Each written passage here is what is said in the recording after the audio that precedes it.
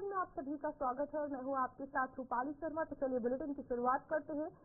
स्थापना रजत जयंती उत्सव वर्ष के उपलक्ष्य में देहरादून में रेस कोर्स पे स्वच्छता अभियान कार्यक्रम का आयोजन किया गया है, जिसमें मुख्यमंत्री पुष्कर सिंह धामी ने भी शिरकत की है।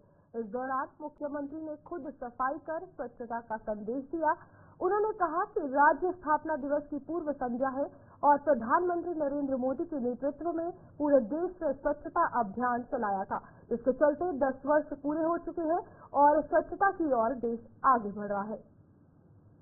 राज्य स्थापना दिवस की आज पूर्व संध्या है। एक दिन पहले हम सब लोगों ने हमारे प्रधानमंत्री आदरणीय मोदी जी के नेतृत्व में पूरे देश के अंदर स्वच्छ भारत अभियान चला था और उसके 10 वर्ष पूरे हुए हैं।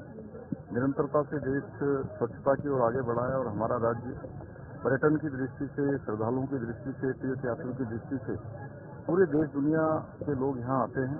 इसलिए हमारे राज्य में स्वच्छता होना बहुत जरूरी है और हमारे प्रधानमंत्री जी ने जो कहा है 21वीं सदी का तीसरा दशक उत्तराखंड का दशक होगा, उस दिशा में हम तेजी से आगे बढ़ रहे हैं। हर क्षेत्र में आज उत्तराखंड अपने मुकाम की ओर आगे बढ़ रहा है, लक्ष्य की ओर आगे बढ़ रहा है और कल से हम 24 साल पूरे करके 25वें साल में जा रहे हैं।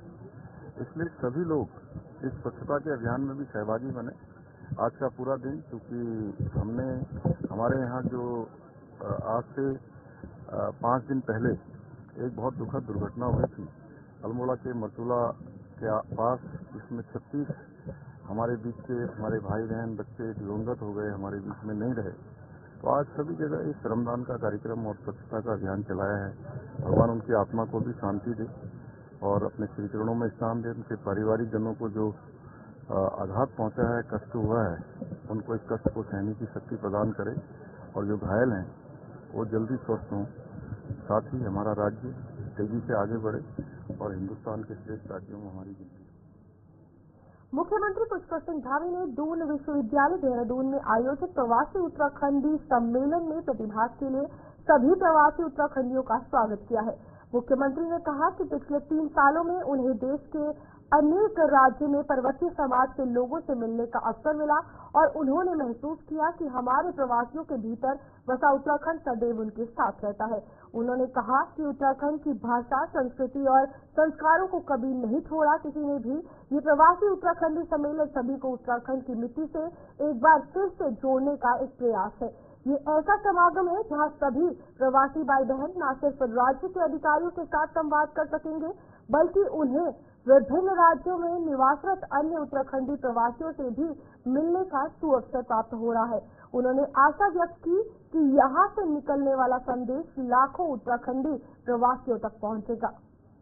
आज के अवसर पर ये घोषणा करता हूँ कि हम राज्य में प्रवासी उत्तराखंड परिषद का गठन करेंगे, ताकि इस दिशा में और जो है काम आगे बढ़े, पूरे व्यवस्थित तरीके से, प्रभावी तरीके से काम किया जा सके। आप सभी उत्तराखंड के प्रवासी भाई बहनों को प्रदेश के संबंध में विभिन्न जानकारियां उपलब्ध कराने और आपकी समस्याओं को दूर करने के उद्देश्य से एक डेडिकेटेड वेबसाइट की तैयार। मुख्यमंत्री आवास देहरादून से सीएम पुष्कर सिंह धामी ने वर्चुअल माध्यम से राज्य की 3 हवाई सेवाओं का उद्घाटन किया है। उत्तराखंड हवाई संपर्क योजना के तहत देहरादून से उत्तरकाशी और देहरादून से गौचर के लिए हेलीकॉप्टर सेवा और दिल्ली से पिथौरागढ़ विमान सेवा का वर्चुअल शुभारंभ किया है। इस मौके पर मुख्यमंत्री ने कहा कि हवाई सेवाएं राज्य के विकास में मील का पत्थर साबित होने जा रही है।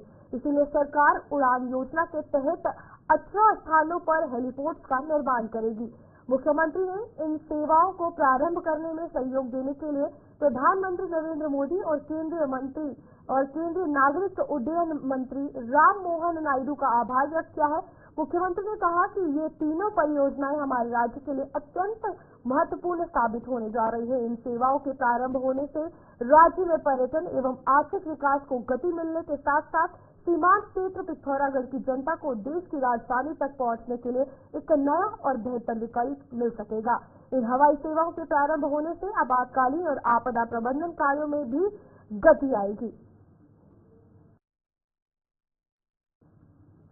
उत्तरकाशी में मस्जिद को लेकर हुए बवाल पर अब सरकार सख्त हो गई है। मुख्यमंत्री पुष्कर सिंह धामी ने इस मामले में जिला प्रशासन को पुनः दस्तावेज चेक करने के लिए निर्देश दिए हैं। मुख्यमंत्री पुष्कर सिंह धामी ने कहा, जिला प्रशासन को ये निर्देश दिए गए हैं कि मस्जिद या उसके आसपास की जमीनों से जुड़े हुए सभी दस्तावेज दोबारा से जांच की जाए ताकि सच्चाई का पता चल सके। आपको बता दें कि उत्तरकाशी में मस्जिद को गिराने की मांग को लेकर पिछले दिनों संयुक्त धर्म रक्षा संगठन की तरफ से जन आक्रोश रैली निकाली गई थी, जिसमें 9 पुलिसकर्मी सहित 27 लोग घायल हुए थे।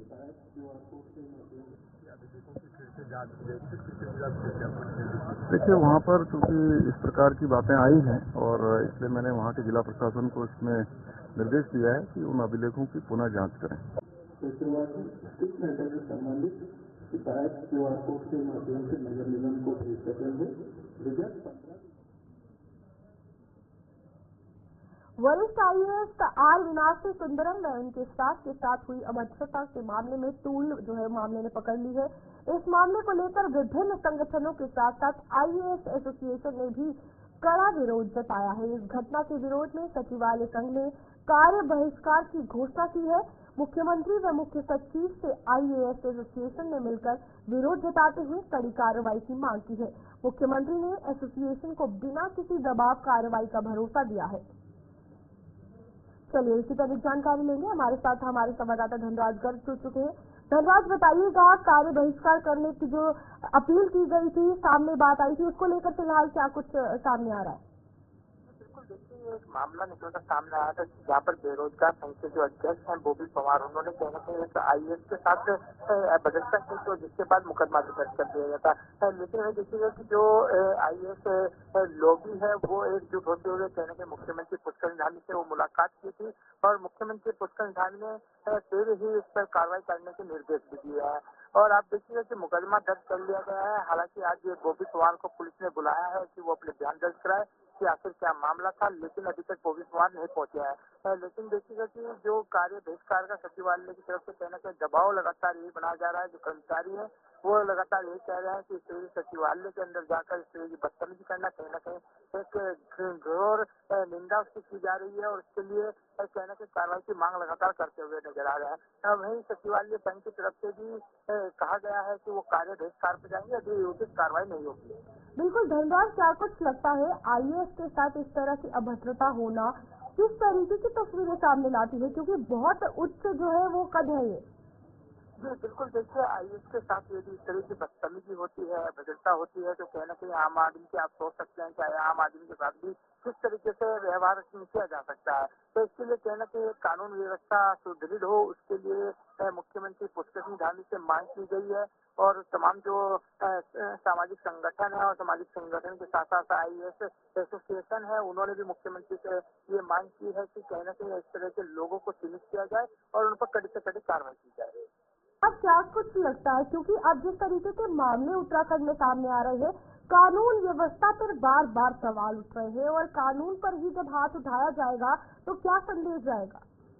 जी बिल्कुल, देखिए, जिस तरीके से मामले उत्तराखंड के अंदर लगातार निकलते हुए नजर आ रहे हैं और आप देखिएगा सचिवालय के अंदर इस तरह का मामला है कि सचिव के साथ ही कहीं न कहीं वरिष्ठ सचिव हैं, उनके साथ ही इस तरह की हरकत की गई है, अभद्रता की गई है और उनके कर्मचारियों के साथ भी अभद्रता की गई है। यदि ऐसा मामले सचिवालय के अंदर ही होने लगे तो आम आदमी की बात तो दूर की रही। और देखिएगा कि इसको लेकर कहीं न कहीं अब जो सामाजिक संगठन है वो एकजुट होते हुए नजर आ रहे हैं और जल्दी कहीं न कहीं एक बड़ा आंदोलन इसके खिलाफ छेड़ा जाएगा। ठीक है धनराज, बहुत बहुत धन्यवाद आपका जानकारी देने के लिए। और ये अगर बात की जाए फिलहाल एक बड़ा सवाल है कि आखिरकार IAS के ऊपर जिस तरीके से अभद्रता का मामला सामने आया है, एक बड़ा सवाल कानून व्यवस्था पर भी होता है। अब देखना ये है कि जिस तरीके से कार्य बहिष्कार की मांग की गई है, घोषणा की गई है, क्या कुछ निकलकर सामने आता है।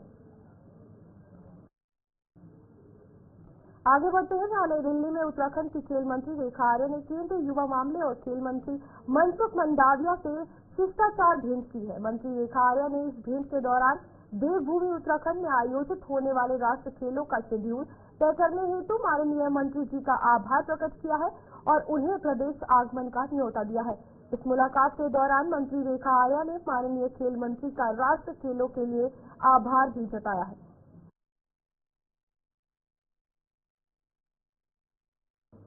वित्तीय वर्ष 2024-2025 में पूंजीगत मद से 15 अक्टूबर तक यानी 6 महीने से अधिक समय बीतने के बाद भी मात्र 3,140 करोड़ की राशि खर्च की जा सकी है, जबकि पिछले वित्तीय वर्ष की तुलना में ये काफी कम है। वित्तीय वर्ष 2023-24 से पहली 6 माही में आपको बता दें कि 48 करोड़ की राशि खर्च की गई थी। अब वित्तीय वर्ष की अगर बात की जाए तो 6 माही में यानी कि 6 महीने में शेष अवधि में सिर्फ 11,000 करोड़ से अधिक खर्च करने का दबाव सरकार पर है। वित्तीय वर्ष 2024-25 में विकास योजनाओं और परिपंथियों के निर्माण कार्यों के लिए पूंजीगत मद की अगर बात की जाए तो 14,857 करोड़ का बजट प्राविधान किया गया, जिसमें से अगर बात की जाए तो 4,000 से ज्यादा करोड़ की राशि विभागों को खर्च के लिए आवंटित की जा चुकी है। बजट खर्च के आंकड़ों पर नजर डालें तो चालू वित्तीय वर्ष की पहली 6 महीने में बजट आवंटन से मात्र 3,150 करोड़ रुपए ही उपयोग में लाए जा सके हैं। देखिए, उसमें 2-3 चीजें जैसे मैंने बता दिया था। एक तो हम लोगों के यहाँ पर वो वेदर जो है हमारा काफी इस बार खराब रहा है, नंबर 1। दूसरा जो मैंने कहा हुआ था कि इलेक्शन से हमारे यहाँ पर भी व्यय का स्थिति जो है वो प्रभावित हुई है। तीसरा ये है कि जो हम लोग व्यय की जब एक प्रोजेक्शन करते हैं, उस प्रोजेक्शन में हम लोग भारत सरकार से भी कितनी धनराशि हमें अवमुक्त होगी, उसका भी जो है एक कंपोनेंट वो भी होता है। क्योंकि भारत सरकार में भी नई गवर्नमेंट फिर से स्थापित हो गई है, उनके रिलीजियस लेट से आए हुए हैं, तो स्वाभाविक है कि सभी राज्यों में इस बार व्यय का जो प्रमाण जो है वो थोड़ा आगे से चल जाएगा और हमारे राज्य में भी इसी तरह की स्थिति है। लेकिन हाँ, किसी भी तरीके की कॉम्प्लिकेशन की आवश्यकता नहीं है। हम लोगों के पास जब पर्याप्त धनराशि है तो उसका समय उपयोग कर लेना चाहिए और माननीय मुख्यमंत्री जी, माननीय वित्त मंत्री जी भी उसको समय समय पर जो है उसकी समीक्षा कर दे रहे हैं। हम लोग को साथ ही में ज्यादा फोकस करने की जरूरत है। जो हमारे खुद के आय के संसाधन है उन पर हम लोग चाहते हैं कि बहुत ही अच्छी हमारी एक ग्रोथ दिखे, बहुत अच्छी हमें वृद्धि दिखे उसमें। उसके लिए भी हम लोगों को प्रयास करने की आवश्यकता है। इस बार खनन से जो धनराशि हम लोगों को प्राप्त हुई है वो बहुत ही ज्यादा बहुत एनकरेजिंग है। हम चाहते हैं कि वही ग्रोथ जो है हम लोगों को आगे बढ़ती रहे। जीएसटी की ग्रोथ उतनी नहीं दिख रही है, जो हम लोगों का भी थोड़ा उस पर सोचने की जरूरत है, उस पर प्रभावी कार्रवाई करने की जरूरत है। इसकी मॉनिटरिंग निरंतर रूप से जो है हमारे स्तर से हो रही है। विभागों को निर्देश दिए जा रहे हैं। जहाँ आवश्यकता है वहाँ पर हमारे पॉलिटिकल एग्जीक्यूटिव है या फिर हमारे एडमिनिस्ट्रेटिव एग्जीक्यूटिव है, उनकी आवश्यकता के अनुसार उनकी मदद ली जाती है, उनका राज्य स्थापना रजत जयंती उत्सव वर्ष के उपलक्ष्य में नगर निगम रुद्रपुर द्वारा स्वच्छता ही सेवा महाअभियान एवं जागरूकता अभियान चलाया गया है। गांधी पार्क में आपको बता दें स्वच्छता अभियान व स्वच्छता जागरूकता रथ को जिलाधिकारी एवं प्रशासक नगर निगम उदयराज सिंह ने हरी झंडी दिखाकर रवाना किया। जिलाधिकारी ने सभी को राज्य स्थापना रजत जयंती की शुभकामनाएं व बधाई देते हुए कहा कि हमें प्रदेश के स्वर्गीय विकास के लिए अपना महत्वपूर्ण योगदान देना चाहिए। उन्होंने कहा कि 9 नवंबर 2000 को उत्तराखंड राज्य की स्थापना हुई। आज हम राज्य स्थापना की रजत जयंती मना रहे हैं। उन्होंने लोगों को अपने घर, मोहल्ला, शहर और सभी घरों को स्वच्छ रखने में महत्वपूर्ण योगदान देने और अपने साथ दूसरे लोगों को भी स्वच्छता के प्रति जागरूक करने का आह्वान किया। उन्होंने कहा, न हम कूड़ा करेंगे न करने देंगे की थीम को लेकर समाज को जागरूक करना होगा। प्रमाण पत्र आपके साथ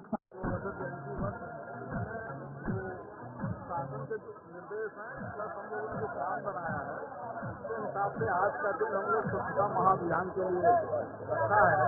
और अभी सारे सफाई के स्टाफ, एनजीओ से भी प्रतिनिधि है, स्वैच्छिक संगठन है, जनप्रतिनिधि हैं, सारे लोग यहाँ इकट्ठा हुआ है।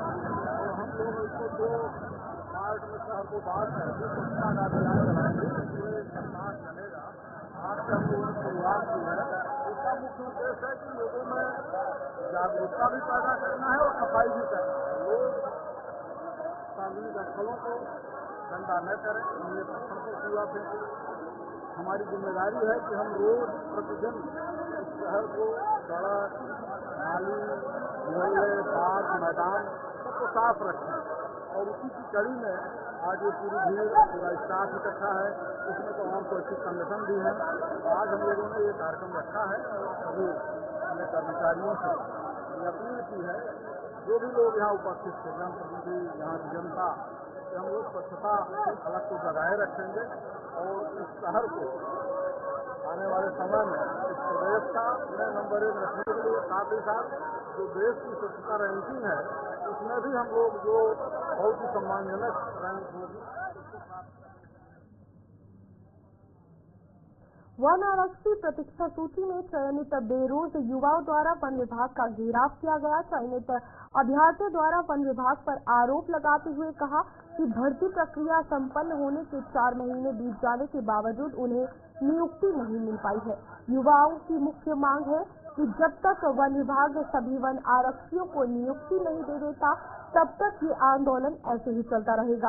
आंदोलन के पहले दिन मुख्य वन संरक्षक मानव विकास संस्था एवं कार्मिक प्रबंधन मीनाक्षी जोशी स्वयं युवाओं के बीच पहुंची, लेकिन उनके आश्वासन के बाद भी युवाओं ने आंदोलन जारी रखा। युवाओं का आरोप है कि वन विभाग नियुक्ति को लेकर कोई जवाब नहीं दे रहे हैं और उन्होंने विभाग पर भावनाओं और उनके भविष्य के साथ खिलवाड़ करने का आरोप लगाया है। चयनित छात्रों ने विभाग पर मानसिक व सामाजिक व आर्थिक रूप से उत्पीड़न का भी आरोप लगाया है। हम यहाँ पर सर 6 तारीख से हमारे साथ जो यहाँ पे फर्स्ट क्लास में सिलेक्शन हुआ था, तो हम 162 को हमारा 19 जुलाई को रिजल्ट आ गया था। हमारे 4 महीने से ऊपर होने वाले हैं और अभी तक सर हमें नियुक्ति की कोई बात ही नहीं हुई है। और जब भी मतलब हम लोग आते हैं, विभाग आते हैं या यूपीएससी भी हम लोग गए हैं, तो इन लोग का यही कहना है कि मतलब अंदर ही अंदर हमें कहीं ना कहीं मतलब गुमराह करने की कोशिश कर रहे थे। आज यहाँ पे जाओ, मतलब तुम्हारा ये काम है, अलग चीज़ बोली जा रही है हमसे। और यहाँ पे 6 तारीख से जो हम लोग बैठे हैं, कोई भी अधिकारी अंदर से आया नहीं है हमसे पूछने के लिए कि मतलब तुम्हारी क्या मानते हैं। हमारे साथ ही बहुत सारे बच्चे से दूर हैं। आपको पता है कि उत्तराखंड में एक गवर्नमेंट जॉब निकालने के लिए कितनी मेहनत करनी पड़ती है। एक स्टूडेंट, गरीब स्टूडेंट भी बोलेंगे हम कर पाएंगे के लिए इतना स्टेबल कोई नहीं होता है या इतनी अच्छी कंडीशन नहीं है हम बच्चों की। इसके बावजूद हम लोग इतनी दूर दूर से यहाँ पर आ रहे हैं। सीमांत जनपदों से आ रहे हैं, पिथौरागढ़ से, नागपुर, उत्तरकाशी से, अभी जस्ट सभी पहुँचे हुए हैं यहाँ पर, लेकिन कोई भी अधिकारी सर हमारी मांग से लेकर यहाँ पे तैयार नहीं है। तो मैं यही कहना चाहूँगी कि हमें जल्दी से जल्दी जल्दी लेके जाए। 4 महीने से ऊपर का सर्वे देना है। बस आप लोग इतना जरूर सोचिए कि अगर आपकी 2 महीने से अगर वेट हो जाएगा, रुक जाएगा, तो आप लोगों को कितना बुरा लगता है। लेकिन हम बच्चे हमारी परिवार भी ऐसे थे और गाँव में जितने लोग बधाइयाँ दे रहे थे, सभी लोगों को पता था कहीं ना कहीं कि उनका सिलेक्शन हो चुका है। लेकिन अब डाउट में आ रहे हैं। अब खुद के पेरेंट्स हमारे डाउट में है, खुद पूछने के दोबारा सेटल नहीं कर पाया था, दोबारा सेटल सिलेक्शन हुआ था, लेकिन अब थोड़ा डाउट में तो है सर। तो हमारा ये कहना है कि हम गाँव घर में हम जा रहे हैं, लोगों से जितनी भी बधाइयाँ मिली हैं, हम ये चाहते हैं कि हम वो अब डाउट में ना रहे, मतलब उनकी नजरों में हम डाउट में रहे। हमें जल्दी से जल्दी जल्दी दे दी जाए।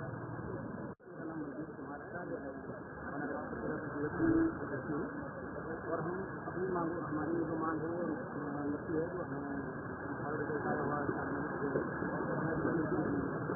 प्रदेश का परिवार जो है कि हमें हर चीज़ के लिए खाना करना पड़ता है। वहाँ अगर कोई पद निकालने हो तो खाना करना पड़ता है, जल्द निकालने के लिए खाना करना पड़ता है। और उसके बाद नीचे जब आज हमें 3 दिन हो गए, हमारा जो रिजल्ट है वो 19 जुलाई 2024 को माननीय आयोग द्वारा घोषित कर दिया गया था। उसके बाद जो आपको चली गई थी, लेकिन आज 4 महीने हुए तो हैं और हमने कहीं भी मुझसे अभी तक कोई आसार नहीं दिखा। और हमारी यही मांग है कि वन विभाग हमें तुरंत सरकार में प्रदान करे और शासन में कि हमारी जो शक्ति है वो बहुत कहीं जा सके। उत्तराखंड में लगातार हो रहे पलायन को लेकर सरकार भले ही बड़े बड़े दावे करती हो, सरकार की तरफ से कई योजना चलाई गई हो, लेकिन उत्तराखंड का पलायन रुकने का नाम नहीं ले रहा है। हमारे संवाददाता धनराज गर्ग ने पलायन को लेकर पूर्व मुख्यमंत्री रमेश पोखरियाल निशंक से खास बातचीत की है। आइए देखते हैं।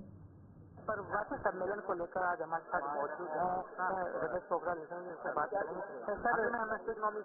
सर, लगातार सबसे बड़ा मुद्दा जो उत्तराखंड के अंदर रहता है वो पलायन का मुद्दा है, तो पलायन को किस तरीके से रोका जाए, उसके लिए क्या कुछ नीति बनाई जाए? जिस तरीके से गवर्नमेंट ने तमाम प्रकार की योजनाओं को बनाया है, तो निश्चित रूप से जो बाहर से लोग हैं वो आ रहे हैं। हमारे पास यहाँ पर्यटन है, तीर्थाटन है, आयुर्वेद है, योग है, स्वास्थ्य की दिशा में स्वास्थ्य अलग पर्यटन है, तो विविध क्षेत्रों में, औद्योगिक क्षेत्र में है, यहाँ पर फिल्म का बहुत अच्छा काम हो सकता है। तो जो लोग जहाँ जहाँ काम कर रहे हैं वो अपनी अपनी विधाओं में यहाँ आएंगे तो मुझे लगता है एक बहुत अच्छा वो होगा और इससे एक अच्छा माहौल बने। देश भर से प्रवासी यहाँ पर जुटे हैं और पूरा सम्मेलन किया गया है। आपने तमाम मुख्यमंत्री को भी सुना और तमाम लोगों ने कहा कि कहने के पलायन को रोकने के लिए तमाम तरह की नीतियाँ सरकार के द्वारा निकाली गई है, लेकिन जो प्रवासी हैं वो बाहर यहाँ पे जाकर कहीं ना कहीं जॉब करते हैं, तो कहना कहीं उनको अपनी जगह खोजने के लिए भी कहना कहीं जुड़ना। देखिए, जो लोग जॉब कर रहे हैं वो अपने गाँव में अच्छे से आ सकते हैं, वर्ष में अपनी पीढ़ी को गाँव से जोड़ सकते हैं। जो लोग औद्योगिक क्षेत्र में हैं वो यहाँ पर क्या योगदान दे सकते हैं। जो लोग विभिन्न क्षेत्रों में अलग अलग काम कर रहे हैं वो उस रूप में अपने उत्तराखंड, ये तो उनका घर है और अपने घर को संजाने के लिए उनका क्या योगदान हो सकता है। मुझे लगता है ये अच्छा अवसर है जब सभी लोग इस पर विचार विमर्श करेंगे और निश्चित रूप में एक आगे बढ़ाएंगे। बिल्कुल, कहीं ना कहीं उत्तराखंड को योगदान देने के लिए तमाम अपील कहना सिंह सरकार द्वारा की जाती है। प्लान को रोकने के लिए तमाम तरह का इस तरह का एक प्लान भी तैयार है सरकार के द्वारा किया गया है कि तमाम तरह की जो योजना है वो उत्तराखंड के लिए निकाली जाती है ताकि पलायन रुक सके। लेकिन पलायन एक उत्तराखंड के लिए एक बड़ा मुद्दा है, इसको देखते हुए आपने भी सांसद निशंक जी को सुना, उन्होंने किस तरीके से बताया कि सरकार की जो नीतियाँ है, चाहे भारत सरकार की हो या उत्तराखंड सरकार की, तमाम योजना कहने से जनता तक पहुँचा रहे हैं और जो लोग यहाँ से प्रवासी है यानी कि बाहर जाकर जॉब करते हैं वो किस तरीके से अपना योगदान कर उत्तराखंड को दे सकते हैं, उसके लिए उन्होंने अपील की है। पर लाल कुंवर क्षेत्र में छठ महापर्व पर गुरुवार की शाम महिलाओं ने डूबते हुए सूर्य Madhusudan 100% desi ghee, purity tested by gas chromatography, Madhusudan दही, UHT मिल्क एंड चाट।